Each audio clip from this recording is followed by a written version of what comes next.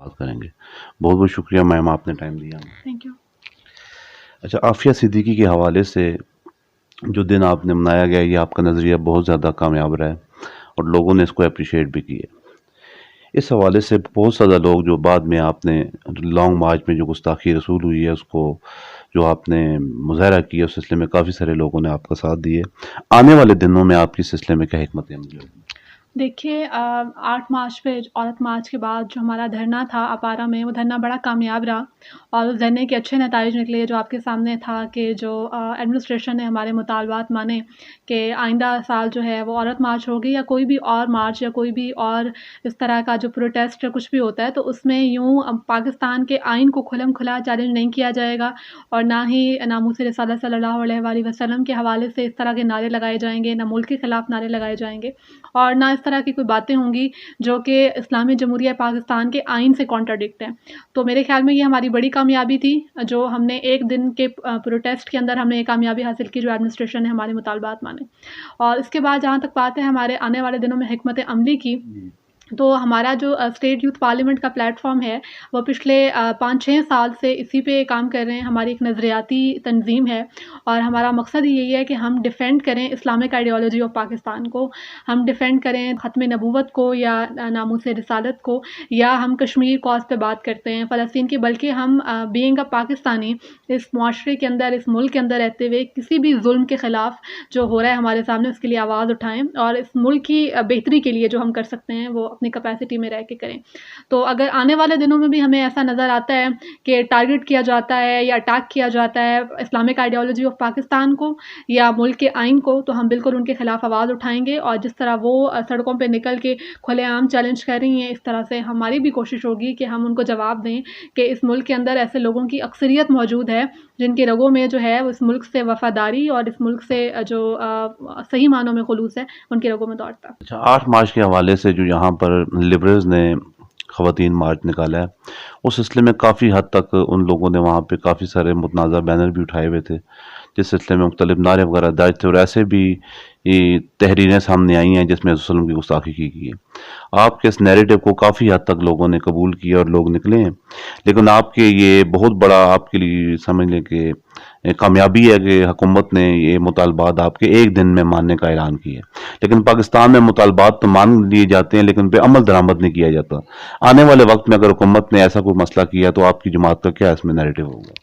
देखिए, आपने बिल्कुल ठीक कहा। बिल्कुल ऐसा ही है जैसे इस मुल्क के अंदर कवानीन मौजूद हैं, इस मुल्क के अंदर लॉज़ मौजूद हैं, लेकिन उन लॉज़ को इम्प्लीमेंट नहीं किया जाता और इस मुल्क के अंदर जो हमारे इंसाफ़ और अदालतों की सूरत-ए-हाल है, वो मेरे ख़्याल में किसी से ढकी-छुपी नहीं है। ये मामला सिर्फ़ औरत के हकूक़ का नहीं है, इस मुल्क के अंदर किसी भी आम शहरी की इज़्ज़त, जान और माल उस तरह से महफूज़ नहीं है, जैसे एक इस्लामिक रिपब्लिक ऑफ़ पाकिस्तान में होनी चाहिए। तो हमारे आने वाले दिनों में हमें उम्मीद है कि एडमिनिस्ट्रेशन ने और गवर्नमेंट ने हमारे मुतालबात जो माने हैं और जो वो डॉक्यूमेंटेशन उस दिन सारी हुई है, जो उन्होंने साइन किए हैं, तो हमें उम्मीद है कि वो इंशाल्लाह आइंदा साल अगर औरत मार्च होती है, तो उसमें इस तरह के कोई एक तो उसमें जो उन्होंने इस दफ़ा औरत मार्च में वो हम जिन्स परस्ती और होमोसेक्सुअलिटी की जो बातें की हैं, जो फ्रांस के झंडे लहराए हैं या जो मुल्क के आइन के खिलाफ बातें की हैं, मुल्क के खिलाफ बातें की हैं, तो अव्वल तो मेरा नहीं ख्याल कि आइंदा साल औरत मार्च को कोई पज़ीराई मिलने वाली है या औरत मार्च होने भी वाली है। लेकिन अगर होती है और उसमें दोबारा इस तरह का कुछ किया जाता है, तो मेरे ख्याल में ये नाकामी है हुकूमत की और इस मुल्क में के इदारों की कि इस मुल्क के अंदर रहने वाले लोग खुलेआम आके यूँ सड़कों पे जो है वो मुल्क के आइन को चैलेंज करें और उसके खिलाफ जो शहरी हैं वो भी बाहर निकलें और उनकी कोई दाद-रसी ना की जाए। नौजवानों को आपकी जमात ने एक नई तहरीक दी है, एक नई उम्मीद दी है और काफ़ी हद तक तकरीबन 95% इसमें नौजवान ही हैं जो आपके साथ चल रहे हैं। अपनी पार्टी के जो अपनी तहरीक के कुछ थोड़े से नकात हमें बता दें मंशूर में, जो आप, ताकि लोगों को पता चल सके कि आपकी पार्टी की हिकमत अमली क्या है, किस सिलसिले में आप किस मोटिव को लेकर चल रही हैं। देखिए स्टेट यूथ पार्लियामेंट जो है वो एक अलायंस है, एक स्टेट यूथ पार्लियामेंट एक ऑर्गेनाइज़ेशन है और जब हमने ये ऑर्गेनाइज़ेशन बनाई और जब आज से 5-6 साल पहले हमने स्टेट यूथ पार्लियामेंट की बुनियाद रखी, तो हमारा मकसद ये था कि किसी भी सियासी मफ़ाद से बालातर होके, किसी भी सियासी तफ़रीक से हट के, इस बात से कोई फ़र्क नहीं पड़ता कि आपका ताल्लुक किस पॉलिटिकल पार्टी से है, इस बात से कोई फ़र्क नहीं पड़ता कि आपका ताल्लुक किस सूबे से है, किस कौम से है और किस फ़िरके से है। हम ये चाहते थे कि इस मुल्क के अंदर फ़िरकावारियत को की जड़ को उखाड़ के फेंका जाए, तमाम मसलक से लोग हों, एक मुसलमान होने की हैसियत से इसमें इकट्ठे हों, एक पाकिस्तान के शहरी होने की एक हैसियत से इकट्ठे हों और वो इस मुल्क के लिए और इस्लाम के लिए कुछ कर सकें। तो हमारा जो पार्टी का हमारे जो स्टेट यूथ पार्लियामेंट जो हमारी ऑर्गेनाइजेशन थी, उसका अगर आप मैनिफेस्टो या मंशूर वगैरह पढ़ें तो उसमें ये है कि जो स्टेट यूथ पार्लियामेंट अलायंस है वो बेसिकली डिफेंड करने के लिए थी इस्लामिक आइडियोलॉजी ऑफ पाकिस्तान को, नामूसे रिसालत को, ख़त्म नबूवत को। इसके अलावा हमने बात की कश्मीर कॉज़ की, फ़लस्तीन की। आपने देखा आफ़िया सिद्दीकी साहिबा के मामले में भी हम लोग एक्टिव रहे, या जहाँ भी हमें लगा कि इस मुल्क के आम शहरी, हम सिर्फ यही बात नहीं है कि हम सिर्फ मुसलमानों के लिए आवाज़ उठाते हैं, बल्कि अक़लियतों के हक़ूक़ के लिए भी हमने आवाज़ उठाई। हमें जहाँ-जहाँ लगा कि इस मुल्क के शहरी के साथ कोई ज़ुल्म हो रहा है या उसकी हक़ तलफ़ी हो रही है, तो हमने उसके लिए बिल्कुल आवाज़ उठाई है। जहाँ तक बात आपने की कि पार्टी की या हमारी आने वाले दिनों में हिकमत अमली क्या है,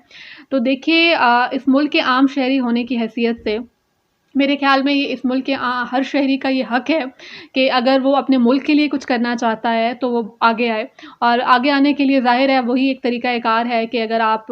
इलेक्शन में पार्टिसिपेट करते हैं या पॉलिटिकल पार्टीज़ में आते हैं, तो हमारी हिकमत अमली आने वाले दिनों में ये है, हमारा अपना होमवर्क कंप्लीट है और जो हमारे लाइक माइंडेड लोग हैं उनसे, और अपने हल्के में स्ट्रॉन्ग हैं, शहीर भाई का भी उन लोगों से कॉन्टैक्ट है, हमारा भी कॉन्टैक्ट है। तो हमें बहुत उम्मीदें थी इमरान खान साहब से, और इमरान खान साहब ने जब रियासत मदीना का नारा लगाया तो हमने उन्हें बहुत सपोर्ट किया, और हम दिल से ये चाहते थे कि रियासत मदीना का क़याम किया जाए। और रियासत मदीना मेरे ख़्याल में नारा कोई नया नारा नहीं था, जब इस मुल्क का क़याम अमल में आया और जो कायद-ए-आज़म ने और मोहम्मद अली जिन्ना रहमतुल्लाह अलैह ने जो बात की, उन्होंने कहा कि हम एक ऐसा मुल्क चाहते हैं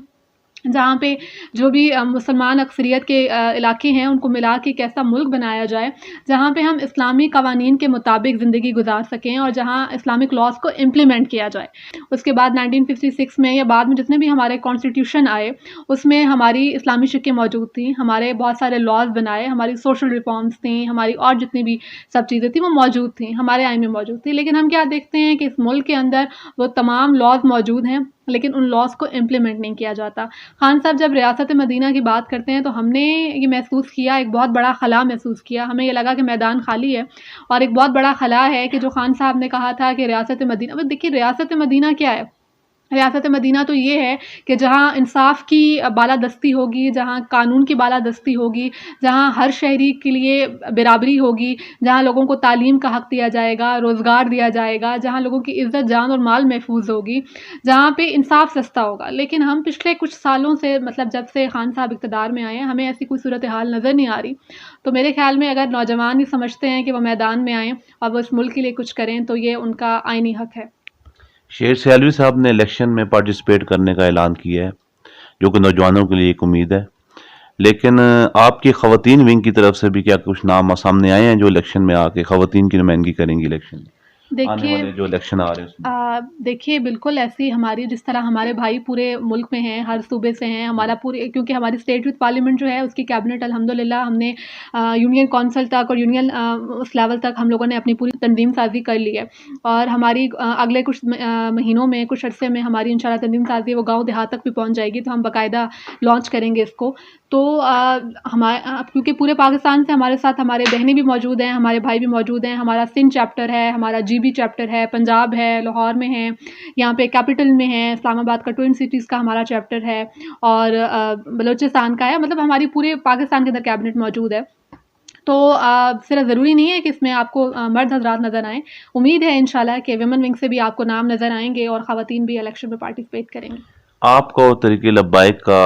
नज़रिया तकरीबन एक ही है। इस सिलसिले में शेर भाई ने बार बार बात की है। 20 अप्रैल को सफ़ीर निकालने के सिलसिले में जो मुआहदा हुआ है, इस सिलसिले में हो सकता है तरीक़े लब्बाइक बार रोडों पे आए अपने मुतालबात को मनवाने के लिए। क्या आपकी तरफ से भी कुछ, आप उसमें उस प्रोटेस्ट में पार्टिसिपेट करने का इरादा रखती हैं?